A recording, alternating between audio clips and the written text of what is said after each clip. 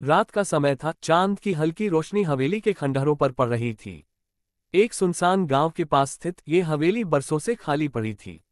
आसपास के लोग कहते थे कि यहाँ अजीब घटनाएं होती थीं और कई लोग रात के अंधेरे में इस हवेली के पास से गुजरने की हिम्मत नहीं करते थे।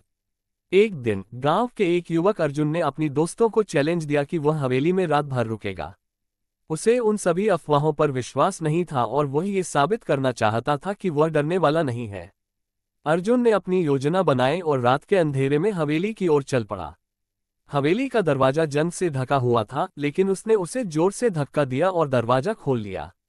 अंदर का माहौल बहुत ही सुनसान था। हवा में एक अजीब सी सड़ांध फैली हुई थी। अर्जुन ने अपने मोबाइल की फ्लैश लाइट जलाई और अंदर कदम रखा। जैसे ही वह आगे बढ़ा, उसे पुरानी दीवारों से एक गहरी आवाज सुनाई दी, जैसे कोई खांस रहा हो। अर्जुन ने उसे नजरअंदाज किया और कमरे के अंदर घुस गया। कमरे में एक पुराना पलंग पड़ा था, जिसके पास एक जंजीर बंधी हुई थी।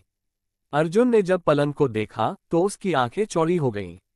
वहां एक सफेद धुंध सी घिरी हुई थी। अचानक पलंग से एक आवाज आई, तुम यहाँ क्यों आए हो?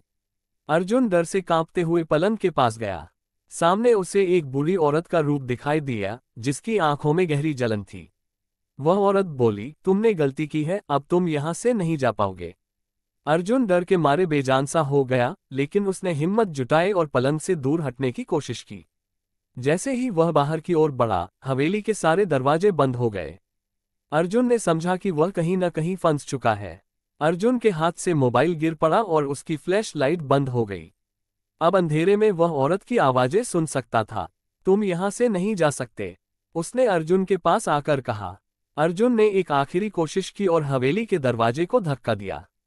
जैसे ही वह दरवाजा खुला, अर्जुन बाहर निकला, लेकिन अब हवेली में कुछ और ही था। सब कुछ बदल चुका था। घर की दीवारों पर खून के धब्बे और खौफनाक चेहरे दिखाई दे रहे थे। अर्जुन बाहर निकला, लेकिन उसे वह औरत कभी नहीं भूल पाए। हवेली की कहानी अब तक गांव में सुनाई जाती है और लोग कहते हैं कि अर्जुन ने हवेली से निकलने के बाद कभी किसी से बात नहीं की, क्योंकि वह अब जानता था कि कुछ चीजें कभी नहीं भूलती।